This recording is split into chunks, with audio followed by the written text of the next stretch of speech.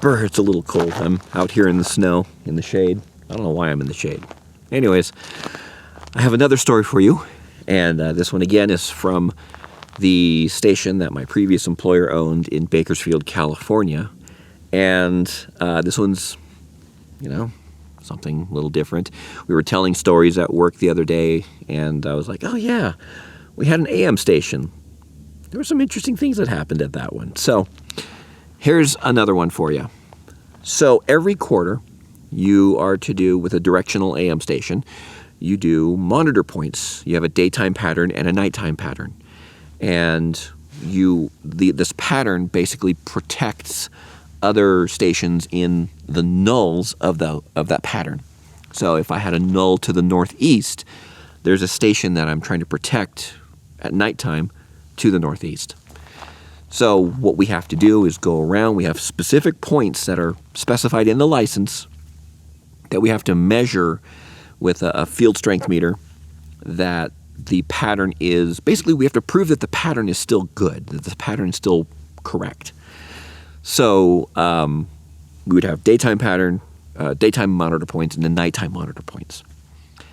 And every quarter we'd go out, and sometimes the engineer who I consider my mentor, Tom Koza, he would come out and just kind of hang out with me, help me with these monitor points, and it was a good opportunity to learn and catch up. And so we're in the transmitter building, and we're doing our logs in there, common point current, all that fun stuff, just making sure that the transmitter is correct and that our antenna monitor is correct before we actually go out to the monitor points.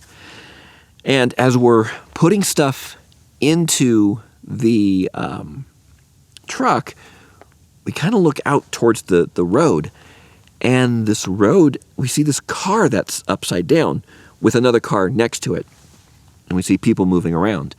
I'm like, what is going on? And we're pretty far away, so I come back inside, I pull up our pan tilt zoom camera, point it over there, zoom all the way in, and everybody appeared to be okay. Nobody was, rushing, but it was like the car was on its roof. We're looking at there, and they're all picking stuff up from the ground. What are they picking up? And so, okay, everybody looks okay. We drive on our way out to go do the monitor points. We pull up next to them. Hey, you guys okay? Everything good? Oh, yeah, we're good. A bunch of young kids. It looks like they had taken the actual street, the paved road, a little too fast on this curve, flipped over, and all the beer that they had in this car was scattered everywhere, just six-packs everywhere. And that's what we saw them picking up, was all these six-packs. I took a picture. Here's that picture. And I just remember going, okay, the things that you see out here, interesting. But yeah, so we, again, made sure everybody was okay. By that time we had come out there, they had pushed the car back over, and it was upright. Okay. Nobody seemed injured. We stopped, we checked. No, we're good, thanks. All right, you guys take care. And then we continued on our way and did our monitor points. Yeah. Monitor points are kind of cool. And you know what? I'll save this for another video, and we'll talk about monitor points and directional AM stations at another time. But in short, monitor points are, gets you an opportunity to get out into the community or into, in our case, nature. A lot of ranch land. They were usually on the side of the road. It's a spray-painted line, sometimes with 660. That was the frequency next to it. And, okay, fine. Another little side story about the monitor points is that it was my goal by the time that we had, either I had left the station, left whatever, that I was done with employment or ownership of the station or whatever the case may be, that each of these monitor point lines would be a mound of paint. So I had a can of striping paint. And every time that we did these monitor points, I would go out there and I would lay this paint on thick. Some of them, about half of those monitor points, there were 6 total, 3-day, 3-night. Half of them generally survived until the next quarter.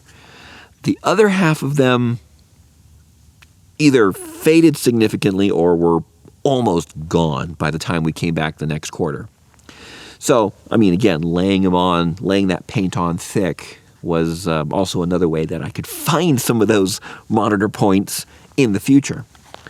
And I was telling this to a coworker the other day here in Denver, and I was telling him about the spray paint and the monitor points. And I said, you know what? I wonder if those are still there. And so I Google Map, zoom in, and sure enough, boom, right there. I'm like, oh my gosh, you can still see it. That's my spray paint. So that was kind of funny to see this line that I had spray painted on the ground. And yeah, that was a nice little callback. I mean, gosh, it's been 15 years, 17 years. Let's see, my son was 1 when we got the station. So, yeah, it was about 16 or 17 years since we started marking these monitor points again. And, and they're still there. So I think the last time I marked it was about 10 years ago, about 2016, 2015-ish. So, yeah. I was laughing out loud when I saw that on Google Maps. I'm like, oh my gosh, it's still there. So, hey, sometimes it's the small things that entertain me, all right? So, all right, thanks for watching. Thanks for listening to some of these stories. Figured I'd get them on camera now before I forget or too much time passes, and, give you guys some entertainment. All right. If you are still here and watching this, I have other videos, not just stories videos like this. I have videos about transmitter site tours, studio site tours, tech talks about technical discussions. Well, you know what? Maybe I'll do one about AM Directional. That's not a bad idea. And anyways, until next time, keep learning. I'm still learning every day, so keep learning. Bye.